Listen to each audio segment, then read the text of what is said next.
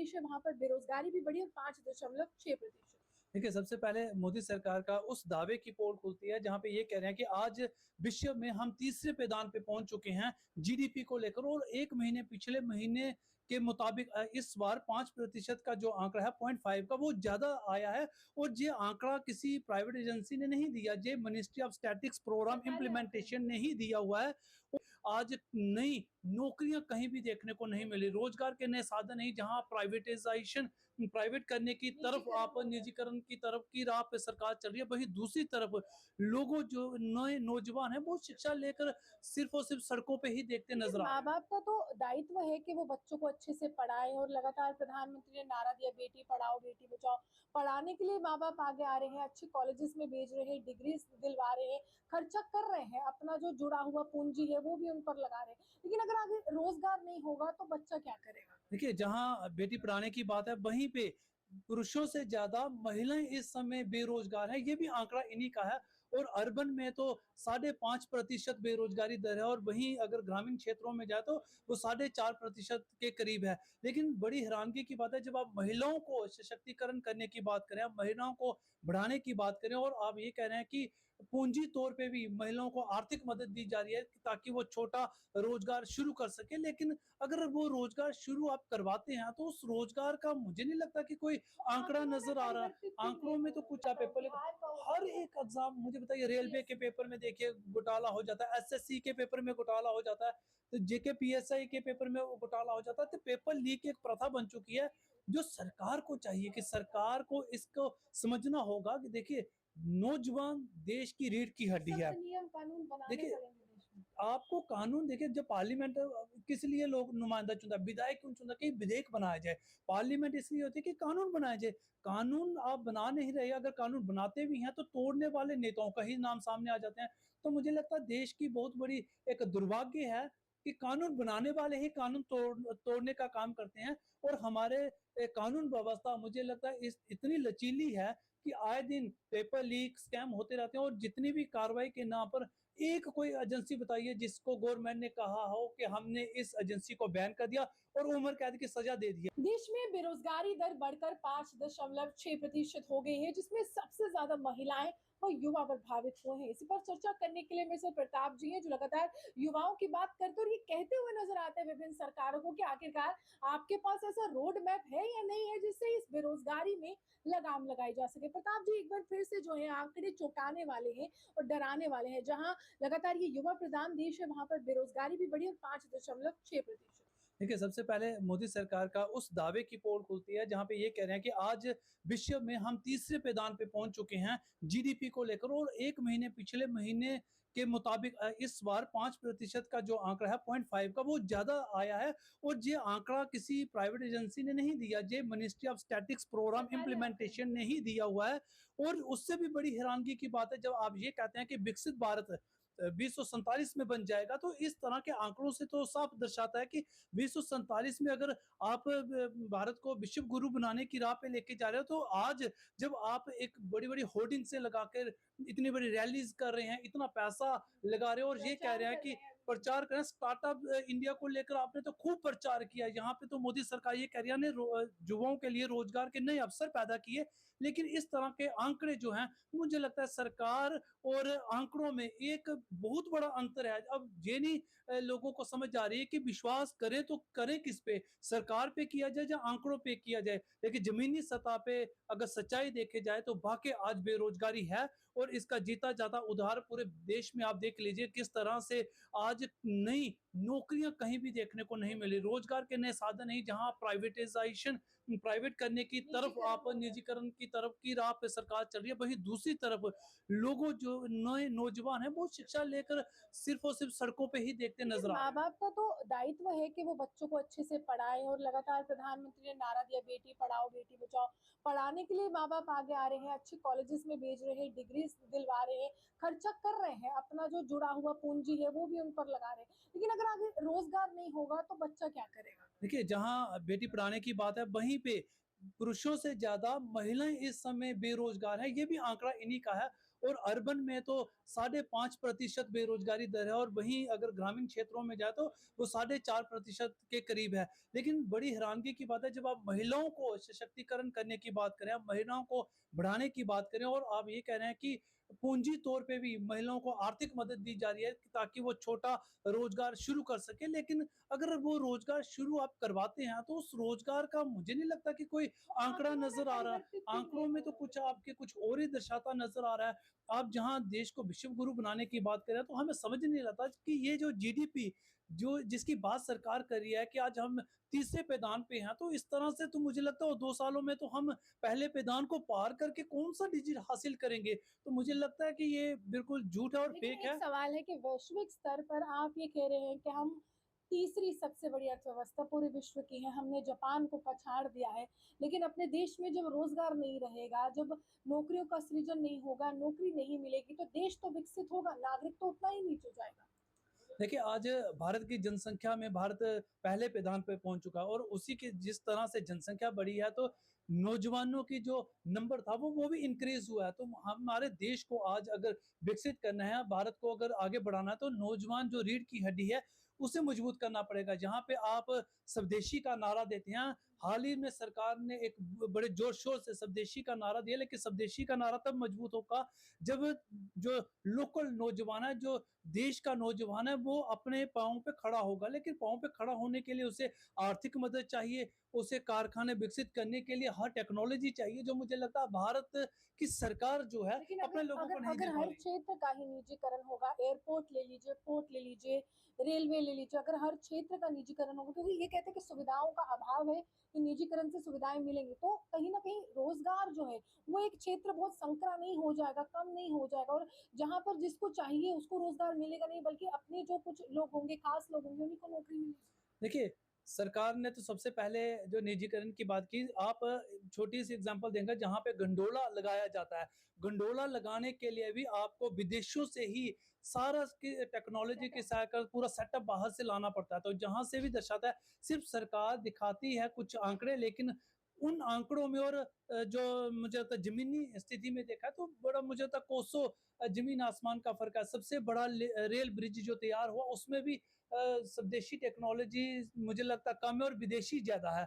तो इसलिए सरकार सिर्फ आंकड़ों पे मुझे लगता है अपने पैम्फलेट में दिखाती है, लेकिन जब जमीनी सतह पे देखा जाए तो वहां पे हालत कुछ और है। लेकिन वहीं पे फर्स्ट टाइम वोटर्स जो 18 साल से ज्यादा होते हैं, उनको अपनी ओर आकर्षित या प्रभावित करने के लिए लगातार कहा जाता है कि ज्यादा से ज्यादा संख्या में कतारों में खड़े हो जाइए, वोटिंग सिस्टम में पार्टिसिपेट कीजिए, चुनाव जो है जो भी इसका हिस्सा रहिए और आप अपना नुमाइंदा चुनिए। क्या मानते हैं कि वो विफल हुए हैं तमाम उन महत्वाकांक्षाओं को सरकार के सामने पेश करने देखिए, आज 18.3 मिलियन जो है वो बेरोजगारी है। तो मुझे लगता है अगर हमारे प्रतिनिधि करने वाले जो नेता है, जो पार्लियामेंट में बैठे हैं, जहाँ जो राज्य की विधानसभा है वहां पे बैठे हैं, अगर इनका ध्यान युवाओं के प्रति होता तो मुझे लगता है आज शायद इस तरह के नंबर देखने को नहीं मिलते। ये कोई नई बात नहीं है। आज हरियाणा देश का सबसे बड़ा एक ऐसा राज्य बन चुका है जो बेरोजगारी दर में पहले पैदान पे है।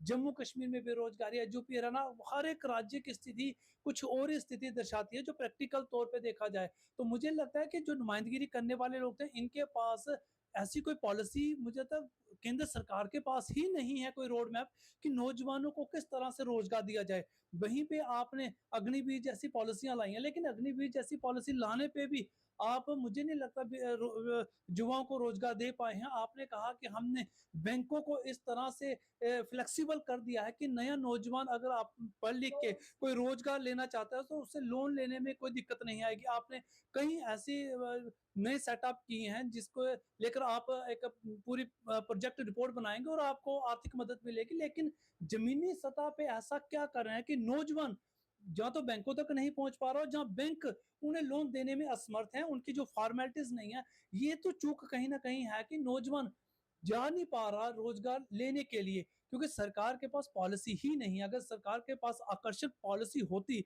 अगर उनके पास रोड मैप होता, तो मुझे लगता जो हमारा नौजवान है वो बाकी देखिए, नौकरी सरकारी नौकरी कोई हल नहीं है, जो नौजवान भी जानता है, पूरा देश जानता है, और नौजवान सरकारी नौकरी के पीछे भाग भी नहीं रहा है।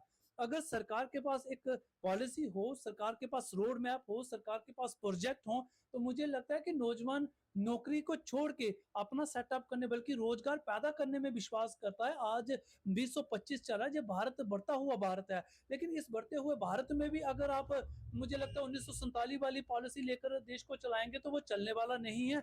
आज स्थिति देश की ये है कि हम बेरोजगारी दर की तरफ बढ़ रहे हैं। इसी का एक कारण है आज क्राइम रेट देश के अंदर बढ़ रहा है। आज महिला असुरक्षित है, उसका कारण यही है कि नौजवान हताश है। आज महिला जो है वो कहीं न कहीं आप देखिए आज घरेलू हिंसा का शिकार हो रही है। कारण ये है कि उनके पास अपने पाँव पे खड़ा आत्मनिर्भर होने नहीं के है। लिए आत्मनिर्भर नहीं है। तो मुझे लगता है सारी ज़िम्मेवारी जो है वो सरकार की है, सरकार के पास रोड मैप ही नहीं है और सरकार को ये खुलासा करना पड़ेगा कि आज विश्व में हम वाक़ई जीडीपी में तीसरे नंबर पे हैं। तो इस तरह से आंकड़े जो आते हैं, ये आंकड़े कहाँ से आते हैं? तो मुझे लगता है सरकार को जवाबदेही देनी चाहिए और बाकी नौजवानों को लेकर एक रोड मैप करना चाहिए और जितनी भी इनकी एजेंसीज हैं जो एम्प्लॉयमेंट जनरेट करती हैं, चाहे प्राइवेट सेक्टर है, चाहे गवर्नमेंट सेक्टर है, उसको थोड़ा-सा लचीला बनाना पड़ेगा, उसको फ्रेंडली बिहेव नौजवानों के प्रति करना पड़ेगा, जिससे नौजवान उनके तरफ आकर्षित हो और अपना सेटअप करने के लिए हिचकिचाहट नहीं बल्कि नौजवान आगे बढ़ के आए और इस तरह के आंकड़े को कम किया जाए। अगर विश्व गुरु भारत को बनाना है 2047 में, तो सरकार को अपनी पॉलिसी में तब्दीली लानी पड़ेगी। देखिए, आत्मनिर्भर तभी कोई शख्स होता है जब उसके पास अपनी नौकरी होती है, सोर्स ऑफ इनकम होता है, वो अच्छा खासा कमाता है और अपनी तमाम ज़रूरतें, अपने परिवार की ज़रूरतें वो पूरी कर पाता है। फिलहाल देश की स्थिति ये है कि युवा जो है नौकरी की तलाश में दर-बदर भटकता है और बड़ी बात यहाँ पर ये है कि एक प्रश्न जो मैं आपसे पूछना चाहूँगी कि इसमें भी कहीं न कहीं कोताही या फिर लापरवाही हम मानते हैं कि उस प्रकार की जो व्यवस्था बनाते हैं सरकारी नौकरियों की, कोई एग्ज़ाम्स होते हैं, कुछ भी होता है, बड़ी व्यवस्था का वो पेपर लीक हो जाता है। तो वो कितने साल जो है एक युवक जो है वो पीछे चला जाता है अपनी उस नौकरी की तलाश में। देखिए खासकर केंद्र सरकार अगर हम सरकार पे आरोप लगाएँगे तो लोगों को लगा के कि ये शायद मोदी विरोधी हैं। लेकिन आप देखिए पिछले कुछ सालों का अगर आप डाटा उठाएँ तो पेपर लीक एक भारत का एक ट्रेंड बन चुका है, बल्कि एक ऐसी प्रथा बन चुकी है जिस तरह से कुछ कुप्रथाएँ समाज को पीछे धकेलती थी, जो मुझे लगता है समाज के नाम पे कलंक था। लेकिन आज वही धब्बा एक पेपर लीक का बन चुका है। ये एक प्रथा बन चुकी है कि पेपर नौजवान एक उत्साह के साथ, एक उमंग के साथ, एक नए भविष्य को देखते हुए वो अपना फॉर्म भरेगा, फॉर्म भरेगा, एग्ज़ाम देगा, लेकिन एग्ज़ाम के दौरान ही उसे ये पता चलेगा कि पेपर जो है वो लीक हो चुका है, एक स्कैम हो चुका है। और जितनी भी एजेंसीज़ हैं, कुछ एजेंसियाँ रूहानी जी ऐसी थी जिनका डायरेक्टर एक था, सिर्फ़ नाम बदले गए थे। वो आपके सामने देखने को आया जैसे एपटेक एजेंसी थी, बड़ी सारी एजेंसियाँ ऐसी हैं जो राष्ट्रीय स्तर पर और राज्य स्तर पर नीट का मुझे पेपर लगता है लीक हो नीट का जाता है, पेपर लीक बिहार का होता हर है, एक एग्ज़ाम मुझे बताइए रेलवे के यूपीएससी पेपर में देखिए घोटाला हो जाता है, एसएससी के पेपर में घोटाला हो जाता है, तो जेके पीएसआई के पेपर में वो घोटाला हो जाता है, तो पेपर लीक की एक प्रथा बन चुकी है, जो सरकार को चाहिए कि सरकार को इसको समझना होगा कि देखिए नौजवान देश की रीढ़ की हड्डी सख्त है। नियम कानून बनाने देखिए पड़ेंगे देश में। आपको कानून देखिए जब पार्लियामेंट किस लिए लोग नुमाइंदा चुनता है, विधायक क्यों चुनता है कि विधेयक बनाया जाए। पार्लियामेंट इसलिए होती है कि कानून बनाया जाए। कानून आप बना नहीं रहे, अगर कानून बनाते भी हैं तो तोड़ने वाले नेताओं का ही नाम सामने आ जाते हैं। तो मुझे लगता है देश की बहुत बड़ी एक दुर्भाग्य है कि कानून बनाने वाले ही कानून तोड़ने का काम करते हैं और हमारे कानून व्यवस्था मुझे लगता है इस इतनी लचीली है कि आए दिन पेपर लीक, स्कैम होते रहते हैं और जितनी भी कार्रवाई के नाम पर एक कोई एजेंसी बताइए जिसको गवर्नमेंट ने कहा हो कि हमने इस एजेंसी को बैन कर दिया और उम्र कैद की सजा दे दिया है, ऐसा कोई नहीं।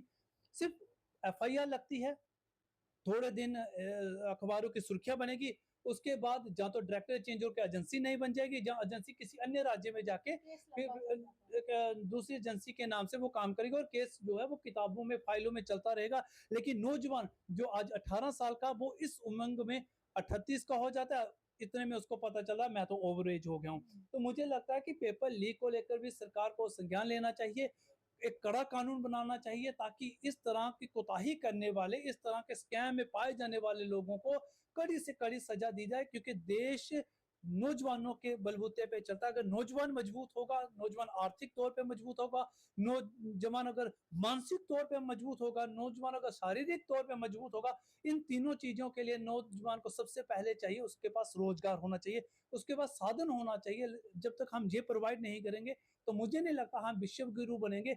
आंकड़े आप चाहे तीसरे पैदान का दिखाइए, चाहे आप पहले पैदान का दिखा दीजिए, सच्चाई जो है वो सच्चाई ही रहेगी। सच्चाई से मुँह मोड़ के देश को विकसित नहीं किया जाएगा। सच्चाई को आपको एक्सेप्ट करना ही पड़ेगा और देश के लोगों को आपको जवाब देना पड़ेगा। देश विकास से चलेगा, देश अर्थव्यवस्था से चलेगा, देश जो है वो मजबूती से चलेगा और उसके लिए नौजवान के प्रति आपको एक मुझे लगता है एक पॉलिसी बनानी पड़ेगी, रोड मैप बनाना पड़ेगा जिससे उसके साथ कम से कम उसके साथ जस्टिस हो। साफ तौर पर इनका यही कहना है कि जवाबदेही तो निर्धारित करनी पड़ेगी और निश्चित तौर पर ये बताना पड़ेगा कि आखिरकार ये लापरवाही किसकी है और कौन चंद पैसों के लिए युवाओं के भविष्य के साथ खेल रहा है। तो वहीं यहाँ पर सत्ता पक्ष हो विपक्ष हो, ये आंकड़ों के खेल में जो फंसाने का काम होता है देश की जनता को, उससे अब देश की जनता बिल्कुल परे हो चुकी है। क्योंकि आप इस पर राजनीति करेंगे लेकिन एक युवक जो घर से निकलता है रोजगार की तलाश में, वो हताश होता है, निराश होता है। जब वो अच्छे से परीक्षा देकर आता है और यहाँ पर जानकारी मिलती है कि परिणाम के बजाय जो है उसको पेपर लीक का सामना करना पड़ता है। आप अपने फॉर्म्स के रेट देख लीजिए, आपके फॉर्म्स के कितने रेट हो जाते हैं। कोई 1000 रुपए का फॉर्म वो भरता है, कोई 2000 होता है। उधारी लेकर माँ बाप बच्चों के फॉर्म भरवाते हैं। लेकिन फिलहाल राजनीति है और देश में राजनीति प्रबल हो रही है, लेकिन युवाओं के भविष्य के लिए आंकड़ों के खेल में फंसाने का काम हमारे भारत में चल रहा है, जिसके लिए जो है युवा अब लगातार कह रहा है आप जमीनी सतह पर काम कीजिए, हमें ये आंकड़े नहीं चाहिए मोदी से। KYC, डिलीवरी, पेमेंट्स, हर चीज के लिए लिंक। इनमें से एक भी फ्रॉड निकला तो क्या होगा? कुछ नहीं होगा, क्योंकि एयरटेल नेटवर्क का AI अब फ्रॉड लिंक्स को खुलने नहीं देगा। नाइस। जहां लगातार ये युवा प्रधान देश है, वहां पर बेरोजगारी भी बढ़ी और 5.6%।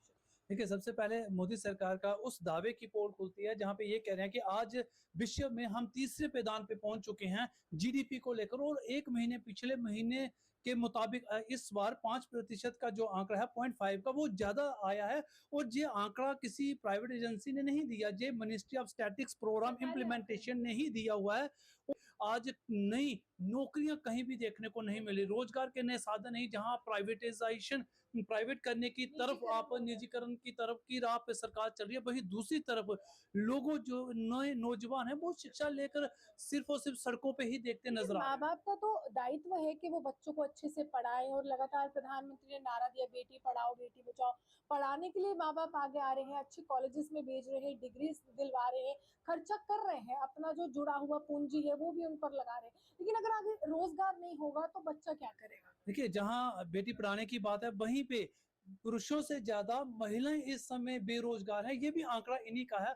और अर्बन में तो 5.5% बेरोजगारी दर है और वहीं अगर ग्रामीण क्षेत्रों में जाए तो वो 4.5% के करीब है। लेकिन बड़ी हैरानगी की बात है, जब आप महिलाओं को सशक्तिकरण करने की बात करें, आप महिलाओं को बढ़ाने की बात करें और आप ये कह रहे हैं कि पूंजी तौर पे भी महिलाओं को आर्थिक मदद दी जा रही है ताकि वो छोटा रोजगार शुरू कर सके, लेकिन अगर वो रोजगार शुरू आप करवाते हैं तो उस रोजगार का मुझे नहीं लगता कि कोई आंकड़ा नजर आ रहा है। आंकड़ों में तो कुछ आप पेपर हर एक एग्जाम मुझे बताइए, रेलवे के पेपर में देखिए घोटाला हो जाता है, एसएससी के पेपर में घोटाला हो जाता है, तो जेके पीएसआई के पेपर में घोटाला हो जाता है। तो पेपर लीक एक प्रथा बन चुकी है जो सरकार को चाहिए कि सरकार को इसको समझना होगा कि देखिए नौजवान देश की रीढ़ की हड्डी है। सख्त नियम कानून बनाने देखिए, पड़ेंगे देश में। आपको कानून देखिए, जब पार्लियामेंट किस लिए लोग नुमाइंदा चुनता है, विधायक क्यों चुनता है कि विधेयक बनाया जाए।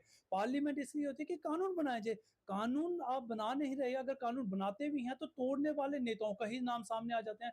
तो मुझे लगता है देश की बहुत बड़ी एक दुर्भाग्य है कि कानून बनाने वाले ही कानून तोड़ने का काम करते हैं। और हमारे कानून व्यवस्था मुझे लगता है इस इतनी लचीली है कि आए दिन पेपर लीक स्कैम होते रहते हैं और जितनी भी कार्रवाई के नाम पर एक कोई एजेंसी बताइए जिसको गवर्नमेंट ने कहा हो कि हमने इस एजेंसी को बैन कर दिया और उम्र कैद की सजा दे दी है। देश में बेरोजगारी दर बढ़कर 5.6% हो गई है, जिसमें सबसे ज्यादा महिलाएं और युवा प्रभावित हुए हैं। इसी पर चर्चा करने के लिए मेरे साथ प्रताप जी हैं, जो लगातार युवाओं की बात करते और ये कहते हुए नजर आते हैं विभिन्न सरकारों को कि आखिरकार आपके पास ऐसा रोड मैप है या नहीं है जिससे इस बेरोजगारी में लगाम लगाई जा सके। प्रताप जी, एक बार फिर से जो है आंकड़े चौंकाने वाले हैं और डराने वाले हैं। जहां लगातार ये युवा प्रधान देश है, वहां पर बेरोजगारी भी बढ़ी और 5.6%। देखिए, सबसे पहले मोदी सरकार का उस दावे की पोल खुलती है जहाँ पे ये कह रहे हैं कि आज विश्व में हम तीसरे पैदान पे पहुंच चुके हैं जीडीपी को लेकर, और एक महीने पिछले महीने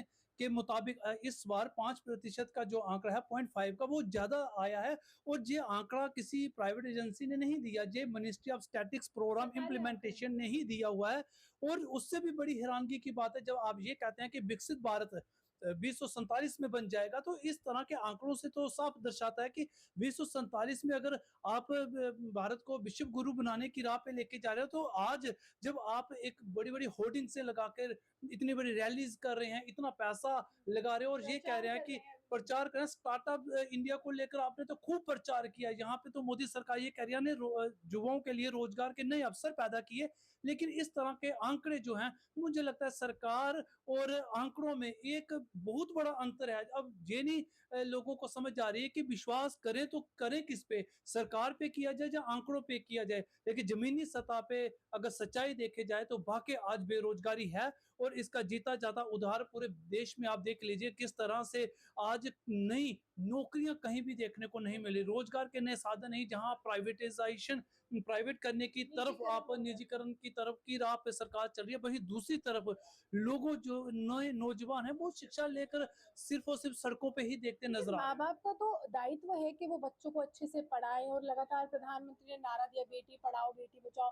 पढ़ाने के लिए माँ-बाप आगे आ रहे हैं, अच्छे कॉलेजेस में भेज रहे हैं, डिग्रीज़ दिलवा रहे हैं, खर्चा कर रहे हैं, अपना जो जुड़ा हुआ पूँजी है वो भी उन पर लगा रहे हैं। लेकिन अगर आगे रोज़गार नहीं होगा तो बच्चा क्या करेगा? देखिए, जहाँ बेटी पढ़ाने की बात है वहीं पे पुरुषों से ज्यादा महिलाएं इस समय बेरोजगार हैं, ये भी आंकड़ा इन्हीं का है।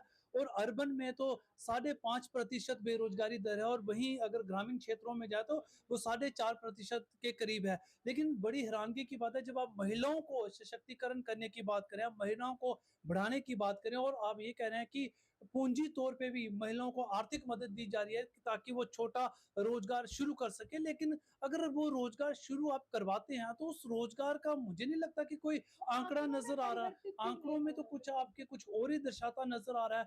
आप जहां देश को विश्व गुरु बनाने की बात कर रहे हैं तो हमें समझ नहीं आता कि ये जो जीडीपी जो जिसकी बात सरकार कर रही है कि आज हम तीसरे पैदान पे हैं, तो इस तरह से तो मुझे लगता है 2 सालों में तो हम पहले पैदान को पार करके कौन सा डिजिट हासिल करेंगे। तो मुझे लगता है कि ये बिल्कुल झूठ है और लेकिन फेक एक है। सवाल है कि वैश्विक स्तर पर आप ये कह रहे हैं कि हम तीसरी सबसे बड़ी अर्थव्यवस्था पूरे विश्व की है, हमने जापान को पछाड़ दिया है। लेकिन अपने देश में जब रोजगार नहीं रहेगा, जब नौकरियों का सृजन नहीं होगा, नौकरी नहीं मिलेगी, तो देश तो विकसित होगा, नागरिक तो उतना ही नीचे जाएगा।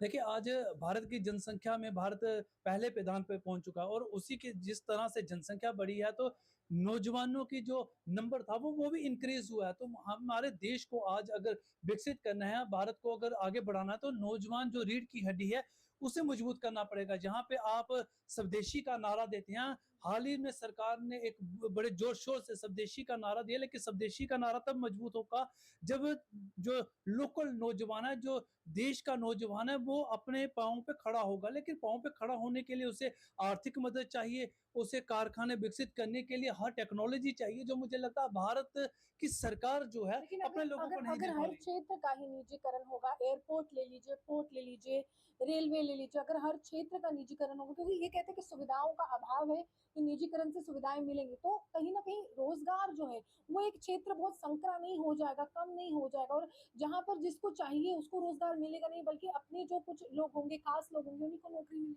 देखिए, सरकार ने तो सबसे पहले जो निजीकरण की बात की, आप छोटी सी एग्जांपल देंगे जहाँ पे गंडोला लगाया जाता है। गंडोला लगाने के लिए भी आपको विदेशों से ही सारा की टेक्नोलॉजी के सेटअप। साथ पूरा सेटअप बाहर से लाना पड़ता है। तो जहाँ से भी दर्शाता है, सिर्फ सरकार दिखाती है कुछ आंकड़े, लेकिन उन आंकड़ों में और जो मुझे लगता है ज़मीनी स्थिति में देखा तो बड़ा मुझे लगता है कोसों ज़मीन आसमान का फ़र्क है। सबसे बड़ा रेल ब्रिज जो तैयार हुआ उसमें भी स्वदेशी टेक्नोलॉजी मुझे लगता है कम है और विदेशी ज़्यादा है। तो इसलिए सरकार सिर्फ़ आंकड़ों पे मुझे लगता है अपने पैम्फलेट में दिखाती है, लेकिन जब ज़मीनी सतह पे देखा जाए तो वहाँ पे हालत कुछ और है। लेकिन वहीं पे फर्स्ट टाइम वोटर्स जो 18 साल से ज़्यादा होते हैं, उनको अपनी ओर आकर्षित या प्रभावित करने के लिए लगातार कहा जाता है कि ज़्यादा से ज़्यादा संख्या में कतारों में खड़े हो जाइए, वोटिंग सिस्टम में पार्टिसिपेट कीजिए, चुनाव जो है, जो भी इसका हिस्सा रहिए और आप अपना नुमाइंदा चुनिए। क्या मानते हैं कि वो विफल हुए हैं तमाम उन महत्वाकांक्षाओं को सरकार के सामने पेश? देखिए आज 18.3 मिलियन जो है वो बेरोजगारी है। तो मुझे लगता है अगर हमारे प्रतिनिधि करने वाले जो नेता हैं, जो पार्लियामेंट में बैठे हैं, जहाँ जो राज्य की विधानसभा। विधानसभा है वहाँ पे बैठे हैं, अगर इनका ध्यान युवाओं के प्रति होता तो मुझे लगता है आज शायद इस तरह के नंबर देखने को नहीं मिलते। ये कोई नई बात नहीं है। आज हरियाणा देश का सबसे बड़ा एक ऐसा राज्य बन चुका है जो बेरोजगारी दर में पहले पैदान पे है। जम्मू कश्मीर में बेरोजगारी है, यूपी, हरियाणा, हर एक राज्य की स्थिति कुछ और ही स्थिति दर्शाती है जो प्रैक्टिकल तौर पे देखा जाए। तो मुझे लगता है कि जो नुमाइंदगी करने वाले लोग थे, इनके पास ऐसी कोई पॉलिसी मुझे लगता है केंद्र सरकार के पास ही नहीं है कोई रोड मैप कि नौजवानों को किस तरह से रोजगार दिया जाए। वहीं पे आपने अग्निवीर जैसी पॉलिसियां लाई हैं, लेकिन अग्निवीर जैसी पॉलिसी लाने पे भी आप मुझे नहीं लगता युवाओं को रोजगार दे पाए हैं। आपने कहा कि हमने बैंकों को इस तरह से फ्लेक्सिबल कर दिया है कि नया नौजवान अगर आप पढ़ लिख के कोई रोजगार लेना चाहता है तो उससे लोन लेने में कोई दिक्कत नहीं आएगी। आपने कई ऐसी नए सेटअप किए हैं जिसको लेकर आप एक पूरी प्रोजेक्ट रिपोर्ट बनाएंगे और आपको आर्थिक मदद मिलेगी। लेकिन जमीनी सतह पे ऐसा क्या कर रहे हैं कि नौजवान जहाँ तो बैंकों तक नहीं पहुंच पा रहा, और जहाँ बैंक उन्हें लोन देने में असमर्थ हैं, उनकी जो फॉर्मेलिटीज नहीं है, ये तो चूक कहीं ना कहीं है कि नौजवान जा नहीं पा रहा रोजगार लेने के लिए, क्योंकि सरकार के पास पॉलिसी ही नहीं है। अगर सरकार के पास आकर्षक पॉलिसी होती, अगर उनके पास रोड मैप होता, तो मुझे लगता जो हमारा नौजवान है वो वाकई देखिए नौकरी, सरकारी नौकरी कोई हल नहीं है। जो नौजवान भी जानता है, पूरा देश जानता है, और नौजवान सरकारी नौकरी के पीछे भाग भी नहीं रहा है। अगर सरकार के पास एक पॉलिसी हो, सरकार के पास रोड मैप हो, सरकार के पास प्रोजेक्ट हो, तो मुझे लगता है कि नौजवान नौकरी को छोड़ के अपना सेटअप करने बल्कि रोजगार पैदा करने में विश्वास करता है। आज 2025 चल रहा है, जब भारत बढ़ता हुआ भारत है, लेकिन इस बढ़ते हुए भारत में भी अगर आप मुझे लगता है 1947 वाली पॉलिसी लेकर देश को चलाएंगे तो वो चलने वाला नहीं है। आज स्थिति देश की ये है कि हम Hey Kia, take us to the big four. Open the sunroof.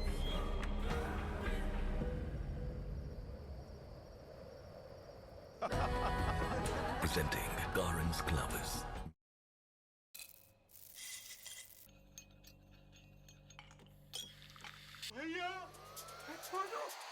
You never know whom you might meet next. Build networks for a lifetime. Book a workspace when you need it on MyHQ. Download MyHQ app now. बेरोजगारी दर की तरफ बढ़ रहे हैं। इसी का एक कारण है आज क्राइम रेट देश के अंदर बढ़ रहा है। आज महिला असुरक्षित है, उसका कारण यही है कि नौजवान हताश है।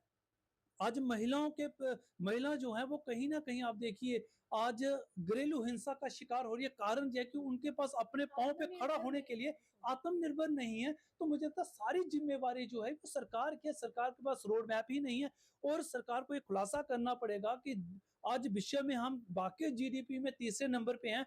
तो इस तरह से आंकड़े जो आते हैं, ये आंकड़े कहाँ से आते हैं? तो मुझे लगता है सरकार को जवाबदेही देनी चाहिए और बाकी नौजवानों को लेकर एक रोड मैप करना चाहिए। और जितनी भी इनकी एजेंसीज हैं जो एम्प्लॉयमेंट जनरेट करती हैं, चाहे प्राइवेट सेक्टर है या गवर्नमेंट सेक्टर है, उसको थोड़ा सा लचीला बनाना पड़ेगा, उसको फ्रेंडली बिहेव नौजवानों के प्रति करना पड़ेगा, जिससे नौजवान उनके तरफ आकर्षित हो और अपना सेटअप करने के लिए हिचकिचाहट नहीं बल्कि नौजवान आगे बढ़ के आए और इस तरह के आंकड़े को कम किया जाए। अगर विश्व गुरु भारत को बनाना है 2047 में, तो सरकार को अपनी पॉलिसी में तब्दीली लानी पड़ेगी। देखिए, आत्मनिर्भर तभी कोई शख्स होता है जब उसके पास अपनी नौकरी होती है, सोर्स ऑफ इनकम होता है, वो अच्छा खासा कमाता है और अपनी तमाम ज़रूरतें या अपने परिवार की ज़रूरतें वो पूरी कर पाता है।